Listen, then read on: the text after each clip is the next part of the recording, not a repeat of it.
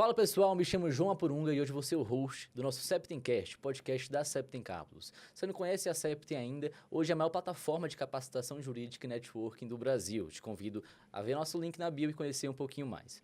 Hoje, nosso podcast é com Narden Porto. Ele que é expert em estelionato sentimental há mais de 10 anos, sócio da Narden Porto Advogados, advogado com mais de 45 mil seguidores no Instagram, especialista convidado do programa Fátima Bernardes, na Rede Globo, e especialista em civil e processo civil pela Escola da Magistratura do Distrito Federal. Narden, muito massa o teu tema, estelionato sentimental. Eu fiquei um mó tempão pesquisando sobre isso, entendendo um pouco mais para poder bater esse papo contigo, porque é um tema delicado. Com certeza. Fiquei muito curioso para entender um pouquinho mais como é que tua carreira foi enveredando para isso? Assim, quando tu entrou na faculdade, tu já pensava na área de direito de família ou foi algo que foi acontecendo no decorrer do caminho?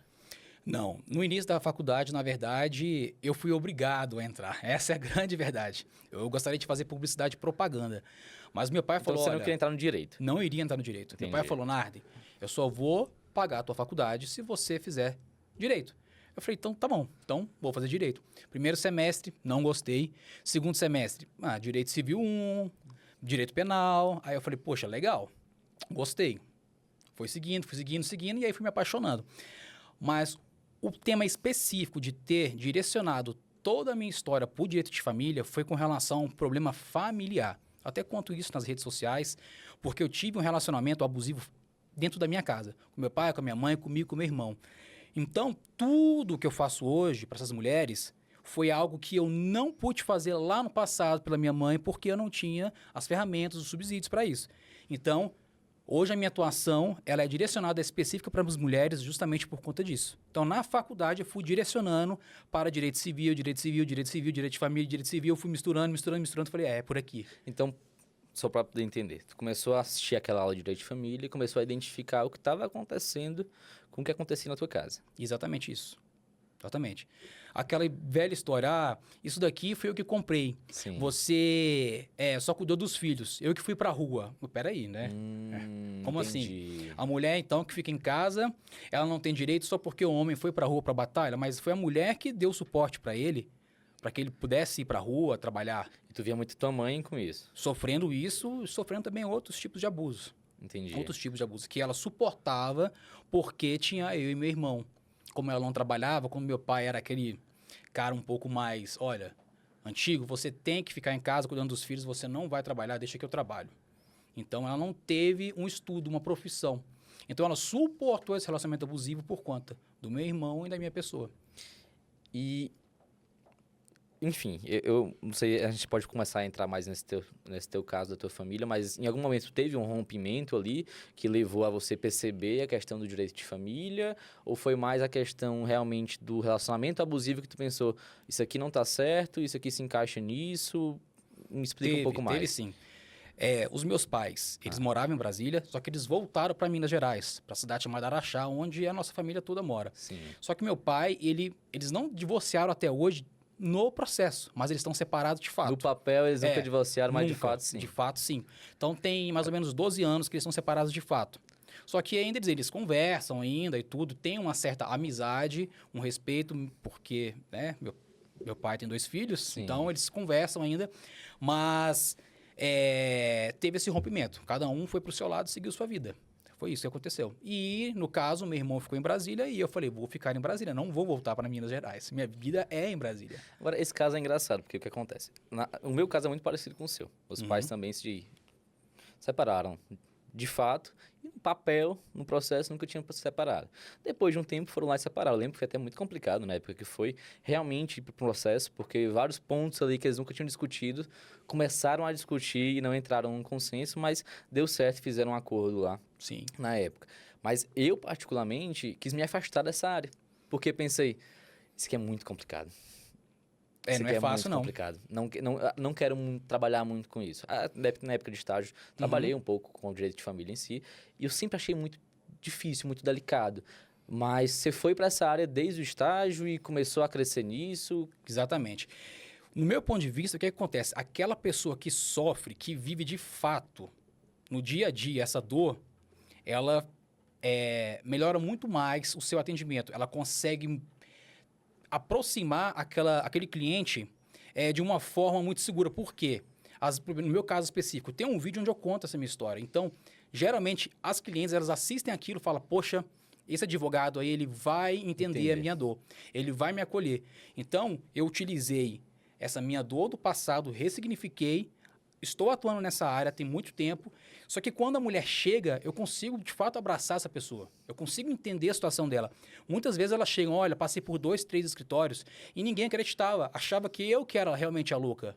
Que o cara estava falando a verdade, que o genitor estava falando a verdade. Só que é mentira, né? A mulher, de fato, tem uma história verídica, tem provas, está sofrendo violência psicológica, patrimonial, física, moral, só que advogado que não é especialista acaba se recusando, achando que é inventando. O advogado acredita naquilo ali. Isso, não acredita. Até para poder contextualizar o pessoal. Eu acho que muita gente que está assistindo aqui pode ficar confuso. Direito de família, mais um golpe. Me explica um pouquinho mais sobre isso. Sim. Você é especialista em estelionato sentimental. O que é?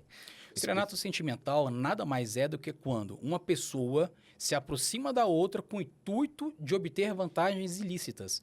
E aí, que tipo de vantagem? Pode ser carro, casas, pagamento de alguma pensão alimentícia atrasada, prestação, viagens internacionais ou até mesmo cheque. Qualquer tipo de vantagem ilícita. Lá no meu início da atuação, em 2014, eu peguei alguns casos onde as vítimas eram mulheres de maior idade, empresárias. Só que no decorrer dos anos, eu fui percebendo que basta que aquela vítima tenha R$1, 5, R$10 para que o golpista se aproxime e tire. Qualquer vantagem que ele possa tirar, ele vai se aproximar para fazer aquilo. E aí existem várias possibilidades do estelionato sentimental. Muita gente acredita que o estelionato sentimental só acontece entre relacionamento. Só que não, pode acontecer entre eu e meu pai, eu e minha mãe, eu e meu irmão, eu e meu amigo. Ali mesmo com um parente, Isso. não com uma pessoa que você tem um relacionamento, digo, sentimental no sentido de cônjuge, etc. Exatamente. Basta que tenha uma confiança depositada entre as partes. Sim. Quando eu confio em você e você utiliza dessa confiança, desse nosso relacionamento de amigos, para obter essa vantagem, eu consigo aplicar a tese do estelionato sentimental. Entendi. Então, não é simplesmente entre casais. E aí, nós temos o estelionato sentimental 100% virtual, que é aquele que acontece especificamente em plataformas de relacionamento. Tem um misto, que é quando você conhece na plataforma e vai para o presencial, e aquele que realmente acontece 100% presencial. Conheceu na igreja, numa festa, um amigo apresentou, em algum lugar, até no trabalho. A questão do ânimo, a vontade ali é algo muito importante. Sim. Ela já se aproxima, no caso, quem está ali cometendo esse crime, vamos assim dizer, Sim. ele já chega se aproximando daquela pessoa com o intuito de fazer aquilo, ou é algo que pode acabar acontecendo com o decorrer do caminho ali? Quando é 100% virtual, ele já está naquela plataforma com o intuito de cometer esses ilícitos. Entendi. Ou seja, às vezes o nome não é verdadeiro, a foto não é verdadeira, tudo ali é uma montagem justamente para quê? Para você pegar aquela mulher fragilizada que está dentro de um ambiente, de um aplicativo de relacionamento, tentando encontrar alguém bacana, esse cara vem super educado, falando bom dia, boa tarde, boa noite, nossa. Encanta ali ela. Encanta, exatamente isso, encanta, ela fala, meu Deus, encontrei a pessoa perfeita. Aí sai da plataforma e vai para o WhatsApp e demais plataformas até encontrar no presencial. Ou às vezes fica realmente 100% online, tá? Só que o que acontece? Tem casos no escritório onde, inicialmente, o relacionamento ele era sadio, super tranquilo, normal, só que no decorrer do relacionamento, a pessoa verificou que existia uma possibilidade de obter alguma vantagem. Ou seja, a boa fé que existia, ela foi afastada e entrou a má fé. E a partir daquele ponto específico, ele começou a cometer o estelionato sentimental, até ao final. Tem casos no escritório de 3,5 milhões de reais, para você ter ideia. Milhões. Conta um pouquinho mais. Vamos para um caso real, para a gente conseguir entender um pouco mais isso na prática. Esse caso de 3,5 milhões é profundo, por quê? É um caso de São Paulo, onde a cliente, ela casou com essa pessoa. Conheceram uma plataforma de relacionamento, casou com essa pessoa tem 2 CPFs, não me pergunte como, 5 filhos, ela não sabia desses 5 filhos, tá? Ele tinha uma vida dupla. Tá? E ela, uma pessoa super rica, com empreendimentos, coisas bem interessantes, ele foi se aproveitando daquilo, foi gostando, casou, e aí sumiu com 3,5 milhões. 3 milhões e meio. Então teve acesso à conta bancária dela, Tudo, pegou o dinheiro tudo, e foi tudo. embora. 3 milhões e meio. E aí a gente descobriu que ele está no Canadá. Conseguimos pegar fotos dele, está no Canadá. Então, assim, a gente está atrás. Só que o casamento em si foi anulado. Conseguimos anular. A gente estuda isso lá no comecinho de Direito de Sim. Família e nem imagina que... Olha só. Pois é. Ela casou com A, mas na verdade ela tinha casado com B. O cara tinha uma vida dupla. Tinha 5 filhos e ela não tinha conhecimento disso. E aí o que aconteceu? Eu fui conversar com a ex-mulher dele, fui entender toda a situação para saber o que era possível fazer. Porque a gente vai puxando os processos, vai encontrando alguns detalhes, a gente fala, oxe, esse pontinho aqui é importante para a gente. Então aí foi onde nós conseguimos anular o casamento dela. Anulamos. Hoje ela não mora mais no Brasil com medo dele, tá? Dele voltar e fazer uma coisa com ela, porque tem inquérito policial, tem muita coisa acontecendo. Então assim, o dinheiro ele não sai da noite pro dia, é de pouquinho em pouquinho, pouquinho Esse em 3 pouquinho. milhões e meio foi de pouquinho em pouquinho? Foi de pouquinho em pouquinho. Só que no final, ela estava fora do Brasil. E aí, a gente tem as câmeras da filmagem. Eles saindo com uma mala, com 2 malas, com 3 malas. Ele pegou coisas da casa dela, roupas, tudo. Ele deu um limpa geral e simplesmente foi embora. Foi um relacionamento de quantos anos até chegar a esse ponto? O relacionamento foi mais de 10 anos. Mais de 10 anos. Foram 10 anos de relacionamento. Só que de casamento não. O casamento foi curto. Foi aí que nós conseguimos anular o casamento. Tá de brincadeira que foram mais de 10 anos mais de 10 relacionamento. anos. Mais de 10 anos. Justamente isso. É porque os filhos, eles não eram próximos, tão próximos dele, sabe? Falava assim, tá? Que a gente conversou com essa ex-esposa dele. Sim. Mas eles não se encontravam. Entendeu? Os filhos. Então, ela vivia uma vida com ele normal. Colocou ele dentro da sociedade, assim, boa de São Paulo, tranquilamente. Só que ele deu golpe também em amigos dela. Conversa de homem com homem, não conversava com a mulher. Nós ficamos sabendo, tem outros inquéritos. Então, assim, tem vários... Caraca. tem vários crimes, vários estelionatos. 171 mesmo, praticado por ele. E aí é interessante porque o teu papel advogando para uma pessoa dessas vai tanto para o âmbito civil quanto para o âmbito penal também. Vai, entra. Às vezes a pessoa, ela chega no escritório e fala assim, olha, eu acho que eu fui vítima de estelionato sentimental. Aí a primeira pergunta, tá, o que aconteceu? Ah, aconteceu isso. Eu falei, onde você o conheceu? Ali. Quanto tempo tem de relacionamento? Ah, tem 5 anos. Eu, tá, então 5 anos, vou fazer a próxima pergunta. Teve filhos com ele? Tive. Quantos? 2. Aí, constituíram bens? Sim. Aí eu já desmembro, né? Não é só um estelionato.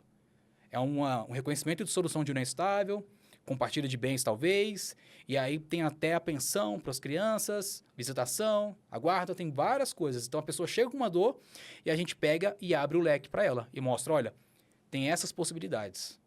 Qual você quer? E aí a gente vai conversando e ver qual é melhor, porque às vezes não é interessante ter um reconhecimento e de solução de união estável, e sim ir direto para um estelionato. Entendi. Não compensa. Mas é uma situação muito delicada, né? Porque, assim, delicado. por exemplo, um caso desse, ele é pai das crianças. Sim. E aí, como é que faz? Porque, assim, é um pai que cometeu um crime contra aquela família também. E, enfim, conta um pouquinho mais o contexto disso na prática. Como é que é para poder conseguir manter ali os filhos próximos dessa pessoa, se for importante ter Sim. essa proximidade. E também ter a questão da recuperação financeira que foi... Enfim. Quando o homem não some, porque geralmente o estelionato sentimental, a pessoa acaba desaparecendo, tá? Ela vai embora... Então, boa parte dos casos, realmente... A maioria são cometidos por homens, né? Isso, E- Mulher também comete, só que o meu escritório, a grande maioria que nos procurou até hoje, são mulheres. Sim. Por isso eu atuo para mulheres também por conta disso, né? Por causa da minha mãe e por causa que mulheres que me procuram. Mas tem homens. Homens já chegaram a procurar o escritório. Só que homem tem vergonha, não quer ir na delegacia. Toda uma burocracia que eles não querem passar. É verdade. Eles preferem, não, vou ficar com golpe. Eu lembro de um caso que apareceu pra gente que... Na época, a gente nem percebia. Sabia que era estelionato, mas, enfim, tem todo esse viés do estelionato sentimental especificamente, que foi exatamente isso. Tinha um relacionamento ali, conheceu por aplicativo, passou um tempo junto, começaram a se relacionar, lembro que ela puxou uma briga com ele, começou a empurrar ele, e ele empurrou ela de volta, e ela saiu e começou a falar que ia pra delegacia, ameaçando ele com a Lei Maria da Penha, e etc, etc, etc, mas não ia se ele pagasse R$7.000 pra ela. E aí, na época, a gente conversou, explicou tudo, falou, não, vamos lá na delegacia, você não cometeu nada, vamos falar, Sim. etc. Ele falou, não quero, prefiro pagar o dinheiro pra ela e vai. Alguma coisa talvez ele Pode tenha ter feito, né? pra não ter Isso. pagado. Justamente isso.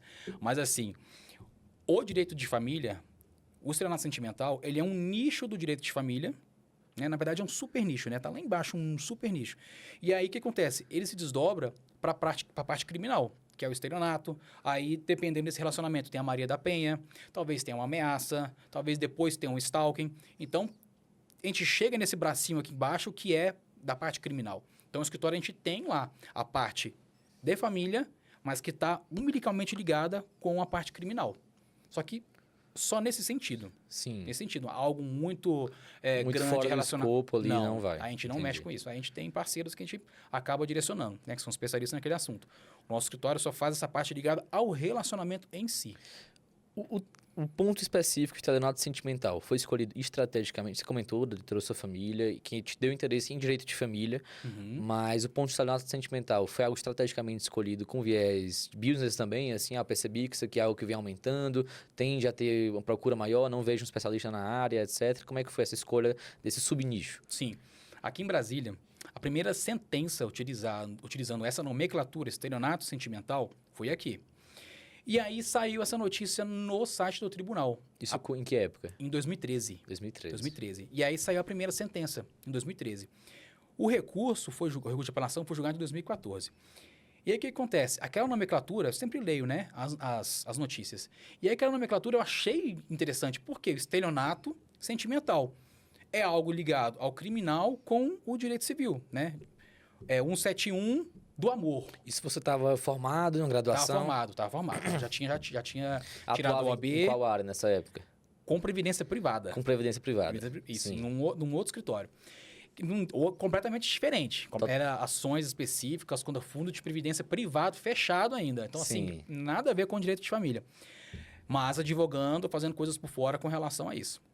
E aí, o que acontece? Uma amiga, ela pegou e falou assim, Narden, a minha tia, ela é funcionária pública do TST e tem um cara da igreja que está pedindo para comprar um carro para ela, está pedindo roupa, porque o cara era uma pessoa mais simples, ela do TST, funcionária pública, alto padrão de Brasília, se vestindo muito bem, morava num lugar legal. Essa pessoa, esse golpista, pediu para ela comprar cueca, botar crédito no celular, que na época era crédito ainda, roupas, aí ela comprou o apartamento. Ele escolheu o piso do apartamento, só que no final o que aconteceu? Pediu um consignado, comprou um carro de 40 mil reais, colocou no nome dele, e aí, na verdade, ele terminou esse relacionamento com ela na semana seguinte. E foi para os Estados Unidos com outra mulher. Só que o que aconteceu? A gente foi atrás. Foi aí que surgiu, de fato, a minha primeira. Esse foi o meu primeiro caso em Brasília. Você viu o nome, estelionato sentimental, pegou, coincidentemente, na mesma época, chegou esse caso para você. E eu conectei. Falei, é exatamente isso daqui. É isso. O cara da igreja se utilizou de uma posição dentro da igreja, que era tecladista, e ela, ali, vendo aquela pessoa aparentemente bacana... Da igreja? Dentro da igreja, justamente. Qual o risco tem? Então, não foi um aplicativo de relacionamento, foi dentro da igreja. Esse foi o meu primeiro caso. E aí, só que esse cara se aproveitou. Se você ler a sentença, o juiz coloca lá todos os detalhes, cartão de crédito, cueca, roupa assim, relógio, carro, tudo. Só que aí, eu peguei aquela notícia do TJ... Linkei com essa dor que a minha amiga falou, nada, a minha tia tá sofrendo isso. Eu falei, é estelionato sentimental. É justamente isso. Aí depois eu registrei site, registrei tudo. E aí começou a enveredar para essa área, ainda trabalhando naquele escritório, mas já enveredando para essa área. Exatamente isso, exatamente. Sim. E aí foi crescendo de pouquinho em pouquinho. Aí teve sentença que caiu em alguns... Os processos, na grande maioria, são segredos de justiça, mas caiu em alguns sites específicos. E aí foi onde eu dei entrevista no Fantástico, no Domingo Espetacular, na Fátima Bernardes, na Patrícia Poeta, no Super Pop, todos esses programas. E aí foi aonde, de fato, eu percebi que não tinha advogado atuando naquela área. Sim. Fiz um Instagram específico do estelionato sentimental, um golpe do amor. Em que ano fez o Instagram? Cara, é mais recente. Se eu não me engano, foi 2019. E cresceu rápido, né? 2019. 2019? Se eu não me engano. Não, do estelionato, a nomenclatura estelionato sentimental. Sim. Só que o do Narden Souza, já existia. O Narden Porto, na verdade, ele é recente, é 2021. Ele é bem mais novo. Bem mais novo. Antes, eu colocava... Eu misturava, né? Sim. Pessoal, com o escritório. Então, eu tenho um Instagram lá do início. Ele está fechado hoje. Eu nem utilizo mais ele. Guardei só por causa das fotos que tem. Sim. Mas, assim, tudo ligado ao estelionato sentimental. Se você colocar nos buscadores, você vai ver que o golpe do amor, estelionato amoroso, estelionato afetivo, estelionato sentimental, tudo ligado a essa nomenclatura, eu registrei tudo. Saí registrando tudo porque eu falei, isso daqui é um super nicho. Vou ajudar pessoas? Sim, mas é um nicho muito importante. E só o nome, ele já entrega o que é. O nome é muito forte. O nome é muito forte. É autoexplicativo, justamente. E aí, de lá pra cá, só teve uma crescente. E aí sim, quando chegou aquele filme da Netflix, O Golpista do Tinder, aí sim deu uma explosão muito grande. E aí é onde a gente vê alguns colegas falando que é expert no assunto e tudo, mas na verdade acaba se aproveitando de uma... De uma tendência, De uma tendência, justamente, que não é muito interessante. Por exemplo, eu nunca queria fazer uma ação tributária porque está na moda. Não trabalho com aquilo, não vou fazer, né? Eu vou ficar naquele meu... Então, realmente, você escolheu o nicho por familiaridade com aquilo, por gostar daquilo. Exatamente. Se identificou com um subnicho e foi nele. Hoje em dia está muito comum, né? A gente vê muitos advogados indicando mesmo, vai no subnicho porque assim tu consegue se diferenciar mais. Hoje com o digital, querendo ou não, dá para amplificar muito a tua base de contatos, vamos assim dizer. Exatamente. De alcance. E o subnicho é interessante por causa disso. Isso. Mas muito legal. Agora sim, hoje várias pessoas estão indo para essa área porque está se tornando mais comum, até por pessoas terem consciência disso, né? Antigamente eu acho que muita gente não tinha clareza sobre o que estava acontecendo. O que é que tu tem de conselho para poder passar para quem quer especializar na área do direito de família ou até mesmo na parte de estelionato sentimental? A pessoa precisa saber que a psicologia e a psiquiatria, a terapia, ela está ligada ao direito de família.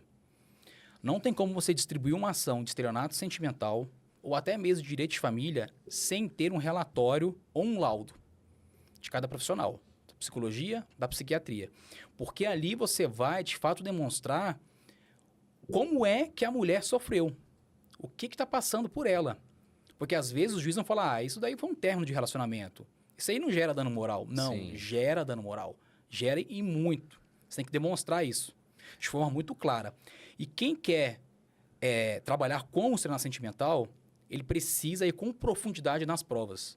Precisa pedir para cliente separar tudo que pagou, ir no banco, pegar o extrato bancário, cartão de crédito, tudo, e separar ponto por ponto, porque você precisa planificar isso e apresentar na petição inicial e, claro, colocar nos anexos as provas em si para demonstrar para o juiz de fato que houve aquela retirada daqueles valores. Tem um dano material dele. Ali de fato. Isso. E aí você pode pegar prints de conversa, fazer ata notarial, você pode pegar áudios onde ele fala, por exemplo, ai amor, me empresta 10 mil reais, a minha conta está bloqueada, como você sabe, e eu te pago mês que vem. Aí mês que vem, ela cobra, ele fala, olha, eu só tenho 4, posso te dar 4, depois te dou 6? Aí ele vai dar, depois ele paga os outros 6. Pagou os 10. E o que aconteceu? Ganhou confiança, porque pagou. E aí esse ciclo continua. E aí ele fala, amor, me empresta, eu tô precisando de 15 mil, tem como você me emprestar? E aí esses 15 ele não paga. E aí vai virando a bola de neve. E é assim que funciona o estelionato. E aí, às vezes, ele manda áudio. O que você tem que fazer com os áudios? Transcrever para o juiz, colocar aquele áudio para ele escutar, caso ele queira. Pode colocar na ata notarial também, porque é uma confissão. Amor, me empresta. Eu vou te pagar. Não, aí, claro, a gente tem que deixar muito claro na petição, excelência, não foi doação, tá? Foi um empréstimo no curso de um relacionamento, mas eu estava induzida em erro, fui induzida e mantida em erro do início ao fim do relacionamento, para quê? Para essa pessoa obter as vantagens ilícitas, que é o total de 1 milhão, 100 mil, 200 mil, 50 mil e por aí vai. Então, assim, conselhos que tu daria para quem está indo para esse ramo... Ou então quem já atua nesse ramo foca muito nas provas. Muito nas provas. Por quê? A outra parte, quando ela é citada, quando o golpista ele é 100% virtual, é um pouco mais difícil de citar, né? Porque às vezes você nem sabe quem está na outra ponta. Porque é nome falso, imagem falsa. Mas quando você tem um relacionamento presencial, você vai citar e a única defesa que essa pessoa tem é falar que foi doação. Não tem outra. Não, foi doação no curso de relacionamento. Eu não peguei. A gente estava namorando e ela foi doando. Esse é um ponto relevante. Como é que a gente consegue comprovar de forma muito objetiva o que é algo de um casal, de um relacionamento comum e algo que é realmente estelionato sentimental? Tipo, qual é o ponto nodal, assim, que tipo, isso aqui distingue as duas coisas claramente, até para quem está sofrendo isso às vezes não sabe. Sim. Quando você está num relacionamento sadio, você vai sair, tem um dia que você está com dinheiro, você vai pagar a conta. Outro dia, tua esposa tá com dinheiro, ou a sua namorada, ela vai pagar a conta, não tem problema isso. Ou, às vezes, pode dividir. Mas isso é muito comum. Dentro de uma casa, vamos fazer uma compra do mês? Vamos. Vai no supermercado e os dois vão fazer a compra, vão escolher as coisas, tudo bem. E os dois vão pagar. Às vezes um paga, o outro paga. Agora, quando o homem sempre fala para a mulher pagar, você paga, você paga, você paga, você paga e depois eu vou te pagar, depois a gente acerta, isso daí é algo que está estranho. Você tem que pensar, poxa, todo o meu salário aqui sou eu que pago, eu estou custeando a casa, estou bancando essa pessoa aqui dentro. Alguma coisa está errada. Não tem porquê. Aquela pessoa está trabalhando e você está bancando tudo. Ou seja, ele está juntando dinheiro e você está gastando o seu. Aqui você pode levantar uma luzinha do alerta, fazer uma reflexão, conversar com algum terapeuta, alguma psicóloga, alguma amiga, falar e conversar sobre isso, sobre esse relacionamento. Que ali pode ter algum relacionamento abusivo, alguma coisa estranha. Por exemplo, vamos dizer que um casal, um deles está ganhando na faixa de 10 mil, outro na faixa de 4 mil, e os custos do casal são 10 mil reais, vamos dizer. Uhum. E uma parte arca com 8 mil reais ali, outra parte com 2 mil. Aquilo vai e continua. Tipo, 10 anos de relacionamento ali, tudo bem. Ele fugiu e ficou muito claro esse ponto. Sim. Mas vamos dizer que foi sadio, foi indo, o pessoal tava naquele jeito, uma pagava mais, ele pagava menos. A pressão psicológica, o abuso para aquilo é um ponto que distingue muito ali entre um relacionamento que de fato foi acordado aquilo e um estelionato sentimental? É esse o ponto principal, assim? Quando é acordado, amor, você sabe que eu tô nessa fase, nessa transição, tô estudando para passar no concurso, para ter um serviço melhor. Neste momento você ganha X mil reais, né, superior ao meu valor. A gente pode ficar assim por enquanto? Tem algum problema? Se a mulher falar, não, amor, não tem problema, nós estamos juntos, vamos constituir aqui a nossa família. Tranquilo, isso não é estelionato sentimental, isso é um combinado e o combinado não sai caro. Mas nós estamos falando de uma boa fé. Uhum. Agora, se tem má fé desse cara, aí sim tem como a gente falar, opa, peraí, esse cara, na verdade, ele só está encostando nessa pessoa. Ele não quer ter um relacionamento, ele não quer... quer... a má fé comprovada só vai ser normalmente quando rompe o relacionamento. Isso, justamente. Quando ela for conversar com alguém ou quando tiver uma briga um pouco mais incisiva, um toque, E aí o laudo psicológico ajuda nisso também. Ajuda e muito. Por quê? A psicóloga vai relatar tudo. A psiquiatra vai falar, olha, ela tá com CID e tal, tá com depressão, tá com alguma doença específica. E aí, com esse laudo, eu consigo demonstrar para o juiz. Porque o juiz, às vezes, ele vai achar, poxa, só foi um simples rompimento. Mas nós não estamos falando só de simples rompimento. É uma coisa muito profunda. Que, se necessário, pode até instaurar uma perícia. Não tem problema nenhum problema. Nenhum. E vai no âmbito penal, vai no âmbito civil ali e tudo. Agora, e os dois andam... Lado a lado. Lado a lado. Lado a lado. Até porque um comprova muita coisa pro outro também, né? Querendo ou não. É. Agora, vamos falando do aspecto jurídico e estratégico de um advogado que pensa, às vezes, como empresário mesmo aqui, que a gente já conversou um pouquinho antes também sobre isso, falando sobre atração de clientes nessa área. Sim. Vou iniciar no direito de família, no geral. Quero atrair mais clientes. O que você indica para um advogado estar fazendo e conseguir estar atraindo mais clientes ali para ele? Posicionamento. Ele tem que montar uma vitrine muito bem feita, porque senão ele vai ficar como generalista. Ele não pode ficar em cima do muro. No meu ponto de vista, ou você advoga para um homem ou você advoga para a mulher. Não consigo ficar advogando para os dois lados. A não ser que, se o homem tem razão, por exemplo, vamos supor que o homem comprove, Narden, olha só, eu estava em casa, tá aqui as câmeras, minha esposa falou que eu dei um tapa nela, mentira, olha aqui as câmeras. Aí eu vou defender a lei, não vou defender a mulher, eu defendo a lei porque ela está mentindo. Eu vou na delegacia com essa pessoa para demonstrar a verdade dos fatos. Então, quem está iniciando precisa ter uma posição. Eu vou falar para homem, vou falar para mulheres. Escolher o público-alvo. Isso, público-alvo, no meu ponto de vista, é o ponto número 1. Ponto número 1. E aí, claro, depois desenvolver as postagens, as headlines, as copies e tudo, com profundidade. Esse posicionamento no digital ali. Então, posicionamento orgânico no digital. Orgânico. Show. O pago também, o que é que tu indica em relação a isso? O pago, aí é onde você tem que fazer as landing pages específicas, né? Usando copy e palavras-chave para o Google e demais plataformas conseguirem pegar para você aquilo ali, te ranquear e tudo. E você ter um vídeo específico muito curto, tá? Falando algo sobre a dor que aquela pessoa está perguntando. Por exemplo, o meu esposo ganha 10 mil e só paga R$1.000 de pensão. Poxa, 10%. Aí você fala de uma dor que que vamos buscar 30%, 40% ou 50%. Uhum. E aí você tem um vídeo, aquela mulher vai falar, poxa, Então, é esse cara que eu quero. na landing é esse page advogado. ali, na página de atração para o cliente, já colocar um vídeo de venda para poder gerar uma conexão. Aí vai um ponto também, tu falou sobre o público-alvo lá no comecinho. Primeiro ponto, escolhe o público-alvo. Segundo ponto, define canais de atração. Isso. Vai no canal orgânico, vai no canal pago também ali, no tráfego pago, Google Ads, Facebook Ads, por aí vai. Conexão com aquela pessoa.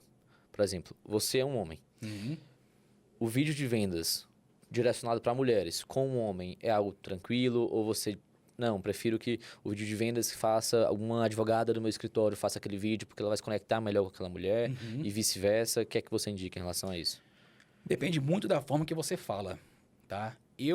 Quando eu vou conversar com a mulher, eu falo de uma forma muito tranquila. Por quê?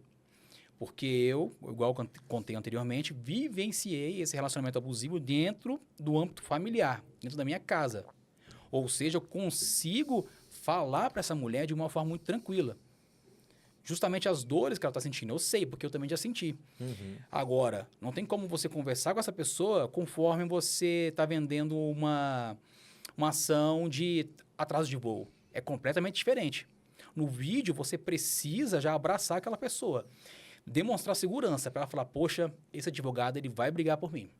Então não importa ali se vai gerar uma conexão pela questão de identificação. A identificação pode vir no conteúdo mesmo que você vai trazer, não é isso? Não precisa ser o sexo masculino ou feminino. Entendi. Tá? Mas quem trabalha comigo, as atendentes, as pessoas que peticionam, são mulheres. Dá preferência para mulheres por causa disso. Exatamente. Agora, o rosto do escritório é o meu rosto. Isso tem um ponto ruim e tem um ponto bom. O ponto ruim é que as pessoas, geralmente, elas querem falar com quem? Doutor Narden. Acaba que grande parte dos escritórios se resolve a mesma coisa. Doutor Narden, exatamente. E às vezes eu tenho uma outra reunião, tenho aqui o podcast, tenho outras coisas, preciso tirar umas férias, né, para descansar um pouco a minha família. E aí tem essa pessoalidade. Essa parte não é boa, né? Isso atrapalha um pouco o negócio em si do escritório. Mas... Como organizar isso, vai? Então, eu acho que isso é uma dor que muito advogado, quando começa a crescer, sente. Porque se posiciona como ele, gera mais identificação, acaba que para poder crescer realmente, como pessoa, é muito mais fácil que como empresa, mas depois isso bate, porque acaba que ele fica sobrecarregado. Exatamente. Ou ela fica sobrecarregada, por aí vai. Exatamente. O que eu faço? Todos os vídeos sou eu. Todas as lives no Instagram sou eu, é minha imagem. Não tem imagem de uma outra pessoa. Só que quando tem o primeiro contato, não é o Narden que vai atender. Por exemplo, a Luna, ela já fala. Tem lá o nome dela. Luna, tem Narden Porto Advogados e Luna. E aí ela fala, bom dia, tudo bem, fulana de tal? Meu nome é Luna, mesmo que esteja em cima, ela fala, meu nome é Luna, sou assistente jurídica do Dr. Narden. Tudo bem? Como eu posso lhe ajudar? Aí ela fala, olha, fique tranquila, a nossa conversa é 100% sigilosa. Para ela falar, olha, pode abrir. Para dar abertura para aquela pessoa. Pode abrir, pode contar, que o que você disser aqui dentro vai ficar por aqui. Não, ninguém vai saber. Até porque tem muitos detalhes muito específicos do direito de família. Claro. E aí, flui com muita tranquilidade. Muita tranquilidade. Só que às vezes, o que acontece? Como eu tenho meu login, eu entro e mando áudio mesmo. Eu mesmo mando áudio. Oi, fulano de tal, tudo bem? Acompanhei aqui o atendimento de vocês, assim, assim, assim. No meu ponto de vista, dá pra gente fazer isso e aquilo. Às vezes eu faço isso, não sempre, porque não dá. Até porque gera mais credibilidade também e ajuda na conversão naquele cliente, querendo ou não. Exatamente. Só que quando a gente fecha o cliente, o que a gente faz? A gente cria um grupo do WhatsApp. Sim. E esse grupo tem um número específico meu e um número específico comercial do escritório. Aí esse comercial é onde a Luna, o Vector e demais pessoas podem comunicar com essa cliente, só que ela tem acesso direto à minha pessoa, quando ela fecha o contrato. E aí sim, eu posso mandar áudios todos os dias, conversar direto com ela. Tá? A gente faz isso. Só que em momento anterior, é só mulher que atende. Então, depois que eu a entro, estratégia que tu teve para poder conseguir descentralizar um pouco mais foi o primeiro contato já vai direcionando para outra pessoa para poder acostumar o cliente com aquilo também. Exatamente. E aí, o que a gente coloca no contrato? Que ela, né, está contratando a Narden Porto Advogados. E não exclusivamente o Narden Souza Porto, OAB 46226. Aí vai um ponto interessante. Direito de família, a gente sabe que tem a questão sentimental muito forte. Você atende no Brasil inteiro hoje em dia. No Brasil todo. Isso de forma virtual tu enfrentou alguma dificuldade para poder conseguir estabelecer essa conexão? Até em audiência mesmo, porque querendo ou não, tô aqui em Brasília, mas preciso fazer uma audiência em Fortaleza. Vou contratar ali um advogado correspondente para poder conseguir fazer aquela audiência. A conexão com o correspondente ela já não é tão legal quanto com você. Me explica um pouquinho sobre essa parte. Exatamente. Tem uma cláusula específica no contrato onde eu coloco. Se o processo for audiências virtuais, eu vou fazer, eu faço. Quando tem choque, aí, claro, coloco outra pessoa no escritório. Mas eu informo a cliente, falo, olha, existe uma audiência agendada para esse dia, só que a sua foi agendada no segundo momento. Então, eu vou dar prioridade para quem já estava marcado, mas no teu caso é do escritório, assim, explico. Quando é presencial, lá no começo, geralmente era insights de correspondentes.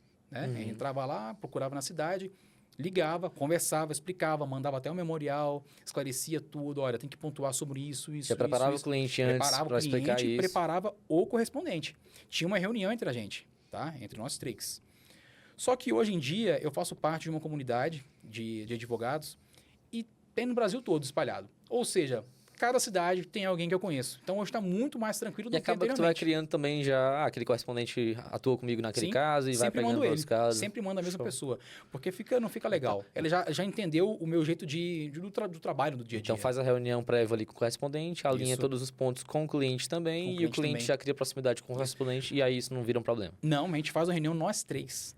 Primeiro entre eu e o correspondente, depois entre eu, o correspondente e o cliente. Para o cliente justamente entrar no tribunal... já está com esse correspondente. Tem uma ligação entre eles. Sim. Mas esse correspondente, ela sabe, olha, ele não é do escritório, ele é uma pessoa da minha confiança, ele vai fazer audiência de instrução de julgamento com você, ou de conciliação, o que for. Mas qualquer dúvidas, manda no grupo. Massa. Entendeu? Agora, uma pergunta que eu acho que todo advogado que está começando em alguma área, ou então até que já tem mais experiência, mas chega algum caso um pouquinho diferente, fica se perguntando como precificar. Entendi, o caso é esse. Quanto eu vou cobrar por aquele caso? Sim. Isso daí acho que é a Pode dor... compartilhar a estratégia? Sim, é a dor de todo mundo. Isso daí é muito complicado. Não tem como cobrar o mesmo valor que eu cobro aqui em Brasília de uma pessoa que mora, por exemplo, em Manaus. É diferente o poder econômico. Então, eu tenho que olhar isso. Se for precificar da mesma forma, com certeza eu vou ter uma negativa. Agora, eu posso precificar do mesmo jeito em Brasília, para quem está em São Paulo, para quem está no Rio de Janeiro, para quem está até ali no Rio Grande do Sul. Tem certos lugares que a precificação ela pode ser de forma idêntica. Como é que você faz na prática, então? Chegou um caso, vamos dizer aqui, de Manaus. Cliente falou com você, explicou que sofreu estelionato sentimental, que recebeu um golpe na faixa de R$150 mil aproximadamente. Como é que você iria fazer isso só para precificar para ela? O que é que você iria fazer? Exatamente. Essas perguntas que você acabou de falar, eu iria perguntar para ela, qual foi o teu valor do prejuízo? R$150 mil. Essa pessoa, você conheceu no mundo virtual ou no mundo presencial? Não, foi no presencial. Ele trabalha... ele é professor da escola tal. Aí eu já penso, né? Poxa, então meu trabalho não vai ser tão grande assim para ter que fazer pesquisa. Localizar essa pessoa. Isso. Eu já sei onde esse cara mora e onde ele trabalha. Tudo bem. Aí, próximo passo. Vou perguntando para ela, pergunto se ela está trabalhando. Ela fala, não, estou trabalhando sim. Mas hoje eu estou um pouco apertado por conta desse golpe, tive que pegar empréstimos, estou tendo algum desconto na minha folha de pagamento. Então, eu vou identificar na dor da cliente, porque ela vai me contando também os detalhes. Então, o que eu faço ao final? Nós dividimos no cartão de crédito ou em boleto, no Pix, no que for. Eu não cobro à vista da pessoa, eu facilito o máximo para ela, porque eu sei que ela está passando por um momento específico muito difícil para ela. Mas o escritório não tem uma tabela, por exemplo, se foi 150 mil, eu vou cobrar R$10 mil. Não tem isso. Tá? É muito sentindo a história da pessoa. Tá? Entendi. A forma, ela vai me dar detalhes. Assim, eu estou muito endividada. Então, meu tu salário... já percebe ali um pouquinho o poder aquisitivo também que aquela pessoa tem para poder conseguir arcar com aquilo. Isso. Por exemplo, eu ganho R$5 mil na Arden, mas só que R$3 mil está indo embora só de desconto. Aí eu falo, poxa, sobrou R$2 mil. Se eu for cobrar uma parcela de R$1.000 por mês, essa pessoa ela fica com 1.000. Não vai dar. E eu falo, pessoal, gente, pode ir no mínimo. O mínimo do escritório, parcelas de R$500. É o mínimo. É o mínimo do mínimo do mínimo. Não tem como. Só que aí o que acontece? Como a gente vai parcelar muito, Aí, na verdade, ao final, os honorários, o valor vai ser superior ao que iria cobrar. Então, cobra ali um parcelamento. Ok, entendi. Então, vai realmente passar todo o valor ali no Isso. crédito, não vai ter algo em relação a, quando acabar a ação, um pouco mais, ou como é que é essa parte? Tem sim, tem percentual. O escritório trabalha de 5% a 30% de percentual. Depende muito do que está acontecendo. Entendi. Tá? Depende muito. Por exemplo, aquela pessoa que tem poder aquisitivo de pagar o escritório à vista ou até parcelado em parcelas menores, o percentual, quando ela paga à vista, o percentual é menor. Quando ela parcela, o percentual é maior. Tá? Eu falo isso do proveito econômico. Massa. Tá? De 5% até 30% a gente cobra. Entendi. Tá? Vai depender muito da história da pessoa, a forma que ela tem para Tabela pagar. de OAB, é algo que vocês olhavam no começo? Assim, vamos dizer, tá? Eu vou começar a advogar nessa área. Imagina, não, você vai começar a advogar, não entende sobre o assunto tecnicamente, mas ainda não pegou nenhum cliente, chegou um cliente, por causa daquela servidora que você comentou, né? Que a tia dela tinha, etc. Sim. Cara, como é que eu vou cobrar isso aqui? Não sei o valor de mercado, não entendo muito isso. O que é que você faria? Eu iria ver a OAB, iria pegar com base nisso, iria adaptar para o cliente? Me explica um pouquinho. Acredito que seja interessante, de fato, quem está pensando em advogar, acabou de tirar a OAB e a tabela da OAB, até para justificar para o cliente. Se você faz uma reunião na frente do cliente ou até virtual, você pode falar, fulano de tal, eu estou cobrando o mínimo da OAB. A OAB fala que tem que ser tantos, unidade real de honorários, o RH, né?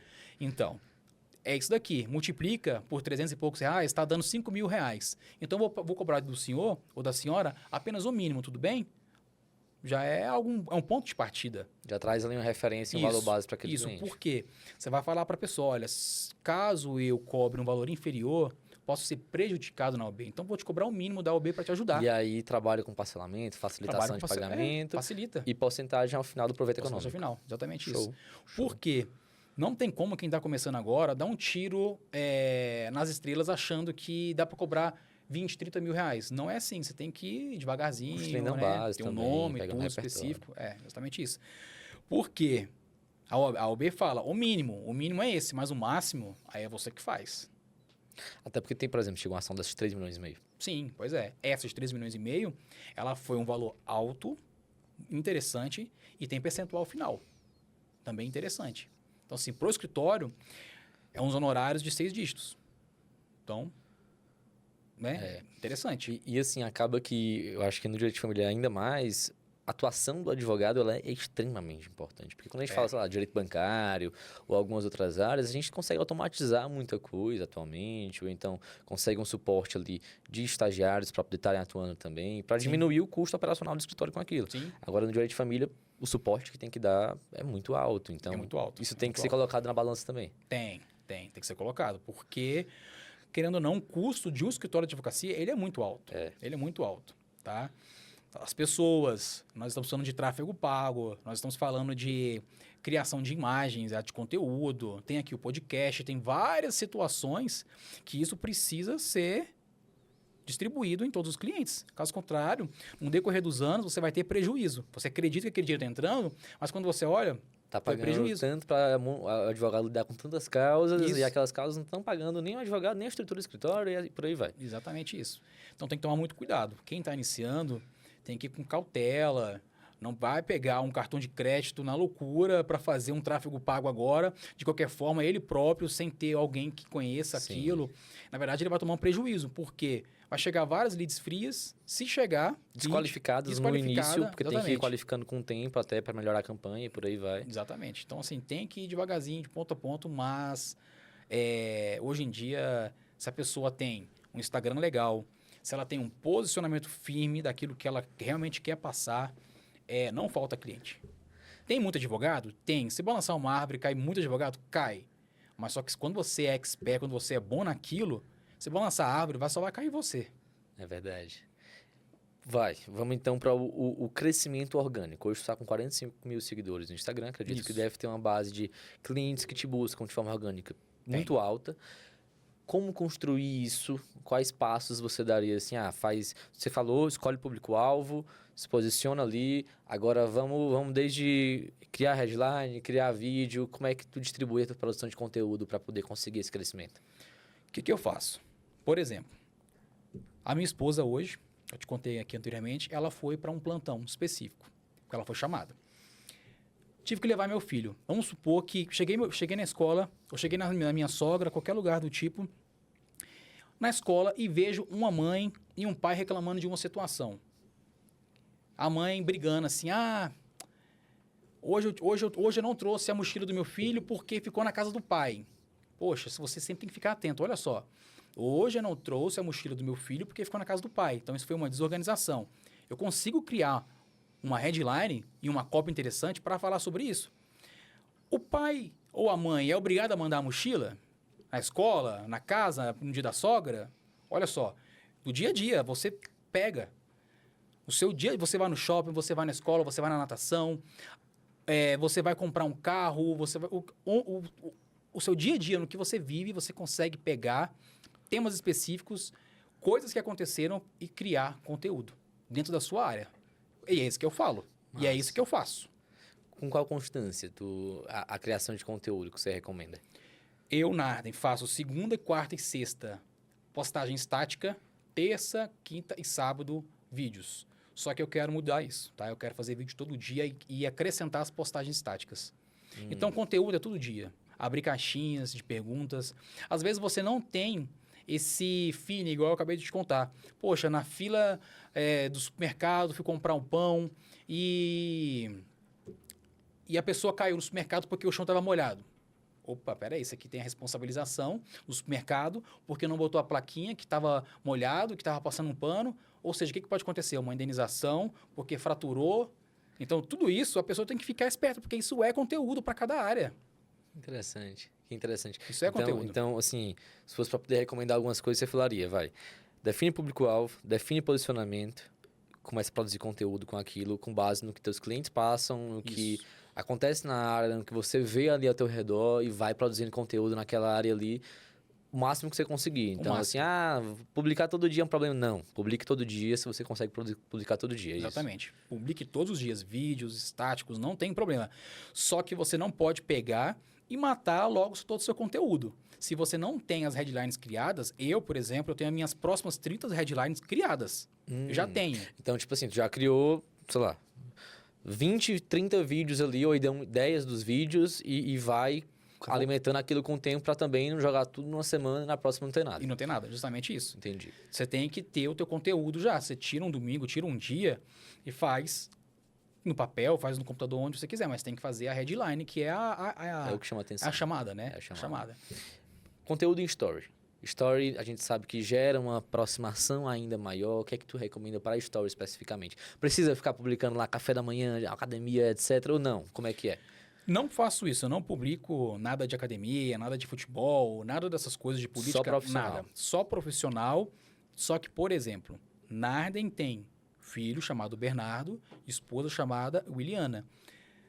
Posto nos stories certos momentos com eles. Por quê? Porque demonstra a identificação com o teu cliente isso, também. Exatamente. A minha cliente vai falar, poxa, olha só o Narden, é um paizão, leva o filhinho dele para brincar dias, para fazer aquilo no parquinho.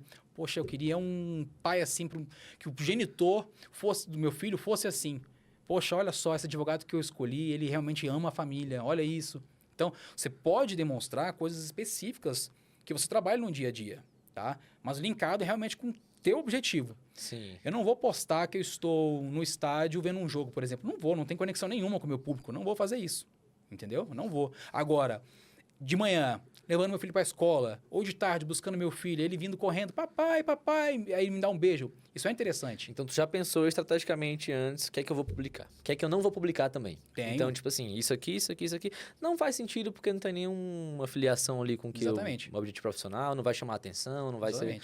Entendi. E até pessoas que acabam marcando a gente nos stories, algum amigo, em algum evento específico que nós estamos, que não tem ligação com aquela imagem que eu quero passar, eu não reposto. Eu falo, olha, eu não vou repostar, isso daqui não está direcionado no meu público-alvo. Aí vai um ponto também. Eu vejo muito advogado atualmente separar Instagram profissional e pessoal. Você recomenda isso? Eu particularmente, sempre costumo falar, tu produz conteúdo para um Instagram, como é que tu vai produzir para dois? É. Mas, assim, eu vejo mais a dificuldade operacional disso, de logística. Mas você recomenda isso ou não? Não recomendo separar, justamente por conta da logística. Caso você tenha o dinheiro suficiente para contratar alguém para tomar conta daquele Instagram, tudo bem, você pode ter 2. Mas você tem que produzir conteúdo para os 2 e conteúdo diverso. Não pode ser o mesmo conteúdo. Porque senão o Instagram vai perceber que aquela imagem foi publicada no outro, não vai entregar, vai dar choque. E fica uma coisa um pouco complicada. E pessoalizar esse conteúdo é muito importante também. É. Porque, sei lá, a gente vê o post estilo Senado, por exemplo. Uhum. Às vezes não traz Não. uma atratividade. Não traz. E você tem que ter... você tem que começar? Tem que começar. Se não dá para começar da melhor forma possível, se você está fazendo as imagens no Canva, ou no Photoshop, qualquer outro programa, tudo bem, comece. Mas o mais rápido possível, você precisa ter um profissional para colocar no papel aquela ideia que você tem de fato. O que eu faço no meu caso? A pessoa que cria as minhas imagens, ela pega a minha headline, pega a minha copy e às vezes eu ainda falo para ela, olha, se você fizer uma imagem nesse sentido, eu acho que vai ficar muito legal. Mas às vezes eu não falo, deixo ela solta porque ela também tem que fazer a criação da parte dela. Só que com a headline e com a copy, ela já sabe a imagem, já vem na cabeça dela. E ela é uma mulher, então ela sabe a dor do dia a dia da mulher. Então por isso que eu estou falando, onde eu trabalho sempre é ligado à mulher. Por quê? Porque a mulher sofre isso no dia a dia. Algum assédio, um homem que desrespeita, ou talvez ela teve um problema dentro de casa, ou a avó, a mãe, alguém do tipo. Então ela sente aquela dor e automaticamente eu consigo fazer com que o meu time me fique engajado, as imagens ficam bem interessantes e tudo isso facilita na hora de comunicação. Massa. É isso que eu faço. Muito interessante. Acho que com isso aí já dá para ter uma base para iniciar em qualquer área, porque você consegue só adaptar para aquela área e vai. Exatamente isso. Por exemplo, uma pessoa que está Você, por exemplo, você vai para Fortaleza. Acabou aqui, você vai para Fortaleza. Você morava lá, não é isso? Morava em Fortaleza, isso. Então, perfeito. Você vai para Fortaleza. Chegando lá no aeroporto, cara, não tem avião, você está lá parado, não te deram nenhum voucher, você foi reclamar, você fez tudo, e você é um advogado do direito do passageiro. O que você vai fazer? Stories. Vai pegar o telefone e vai falar, gente, eu estou aqui, está passando isso, está acontecendo aquilo comigo. Se acontece algo contigo nesse mesmo sentido, você tem direito disso, daquilo. Só que de uma forma que aconteceu contigo. Uma limonada, de fato. Então, assim, isso. tem que estar com a cabeça, preciso produzir conteúdo, e eu vou produzir conteúdo, e tá passando por uma dificuldade aqui, isso aqui pode ser um conteúdo. Isso, mas não fala o juridiquês. Isso daí, no meu ponto de vista, Narden, isso é coisa do passado. Se você abrir meu Instagram e se você encontrar alguma copy, alguma headline que tenha artigo tal, não fui eu que fiz. Não tem. Eu não falo de artigo. Eu falo da dor do meu cliente. E automaticamente ela percebe que eu sou a solução daquela dor. Não tem artigo, eu não estou falando para advogado. Eu estou falando para mulheres que foram vítimas de um relacionamento abusivo, para mulheres que querem sair de um divórcio, que quer a melhor pensão para a filha, para o filho, que sofreu um golpe de estelionato sentimental, seja de R$5 ou de 1 milhão, de 10 milhões, do que for. Então, eu crio conteúdo direcionado para isso. Massa. Então, deixa o jurídico aí de lado, fala com o teu cliente na linguagem do teu cliente. Exatamente isso. Independentemente de qual for. Uma última pergunta aqui em relação a questão da produção de conteúdo e a utilização de casos concretos. Acho que caso concreto é muito interessante a gente usar. Então, assim, vou falar aqui sobre o caso da Americana, se eu trabalho ali com a questão de empresarial, etc. Trazer casos concretos na tua área é delicado. A maioria das coisas corre em segredo de justiça. Isso. Mas a gente tem muitos casos aí que são muito famosos e ficam conhecidos, de pessoas que aplicaram golpes ali em outras, que o relacionamento se separou, ainda mais de famosos, né? Sim. Como é que é a utilização de casos concretos na sua área? Você recomenda? Quais cuidados? Como é que faz? Etc. Quando eu utilizo o caso do escritório, por exemplo, se a pessoa for de Brasília, eu vou falar que ela é de Minas. Se o nome dela for Ana, eu vou falar que é Carol. Cria um caso hipotético com base naquilo. Na verdade, o caso ele é verídico. O caso é verídico, é verdade. Só que eu troco o nome e troco o estado. Automaticamente não estou linkando a ninguém. E nunca falo o nome real do golpista. Nunca. Isso você não pode fazer, né? Senão vai dar problema, né? Indenização aí não é isso que a gente quer. Sim. Então, assim, eu utilizo casos práticos do meu escritório e também de famosos. Tá? Vários famosos foram vítimas ano passado e ano retrasado. E aí, quando é famoso, pode citar mais tranquilo, porque, enfim, isso, já tá. Justamente isso. Então, assim, é interessante você pegar casos de famosos, sim, para demonstrar, porque tá na mídia, e aí é algo muito bom.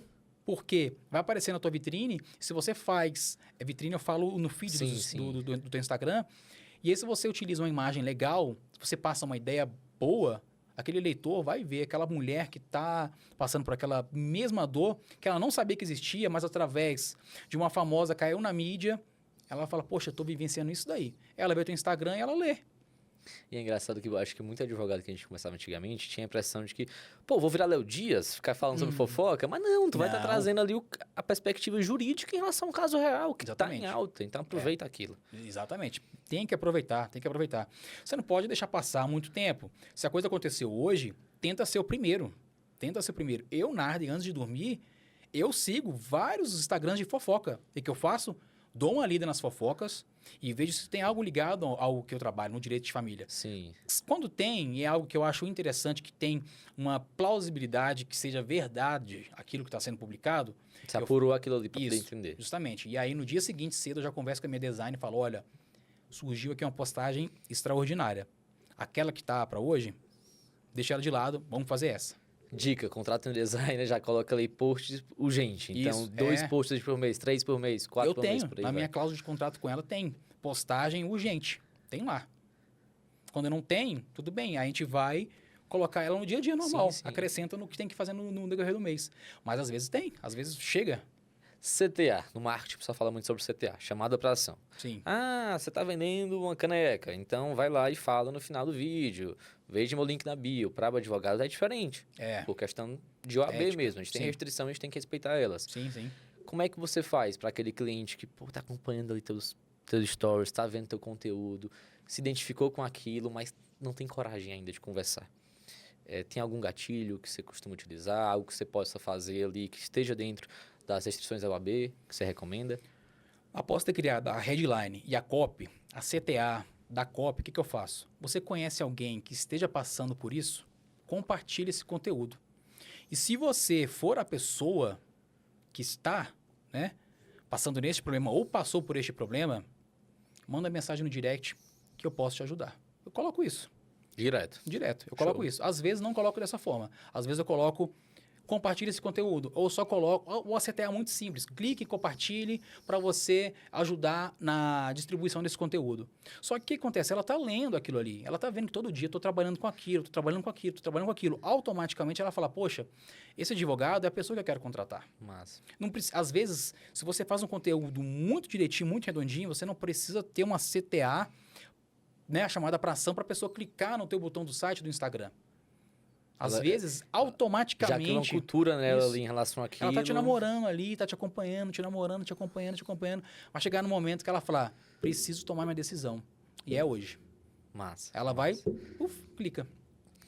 Narden, queria te agradecer por ter vindo hoje aqui pra gente fazer esse podcast em conjunto. Eu que agradeço. Queria te perguntar, tem alguma indicação, livro, conteúdo, algo que você gostaria de indicar para quem tem interesse nessa área? Olha, livros com relação ao estelionato sentimental em si, infelizmente não tem, tá? Não tem, se você procurar você não vai encontrar. Mas você pode pegar livro de responsabilidade civil, tá? Que é interessante para estudar sobre isso. Você pode pegar algo ligado ao caput do artigo 171 para você entender com maior profundidade como é que você pode demonstrar para o juiz, de fato, que aconteceu o estelionato em si. E tem a minha rede social. Se você é advogado, se você tem dúvida, pode chegar, pode conversar, pode falar comigo, porque a maior quantidade de advogados e advogadas trabalhando nisso, nós vamos ajudar a maior quantidade de pessoas. Faz parceria, pô. Exatamente. Se Chegou um caso aqui em relação a isso, ou então, tô buscando em relação a isso, não tenho confiança ainda. Isso. Pode te buscar para parceria ali. Pode fazer. Atua com em certeza. conjunto, vai Sim. pegando aquela base, e depois cada um pode seguir seu Sim, caminho, sim. ou então segue a parceria também. Eu ajudo advogados e até mesmo pessoas que estão fazendo TCC, tá? Olha só, Tem vários. Se você colocar no Google, você vai encontrar vários. o pessoal aí, dificuldade de conseguir orientador? Né? Então, mas tem muito. Eu não sabia. E aí eu coloquei meu nome no Google uma vez e olhei lá. TCC. Aqui de Brasília tem Várias referências. várias referências. Várias. Do meu Caraca. e-book, do site, de entrevista que eu dei. Que legal. Várias referências. Eu falei, tá vendo? Eu comecei há 10 anos atrás, a surtindo efeito hoje. Que Né? massa. De 2 massa. anos pra cá, mais ou menos, né? Redes sociais, pro pessoal te acompanhar, quais são? Narden Porto, Narden com 2 N's. né? Com nome diferente, mas é fácil de achar. E o site também, narden.com.br. Maravilha, É muito fácil. fácil. Tranquilo, tranquilo. Agradecer novamente por ter vindo até aqui. Espero que tenham curtido bastante. Espero que vocês também tenham curtido bastante. Se quiserem conhecer um pouquinho mais sobre a Septem, é só clicar aqui no link que deve estar em algum lugar aqui embaixo. Espero que vocês acompanhem mais o canal. Até a próxima, pessoal. Tchau, tchau.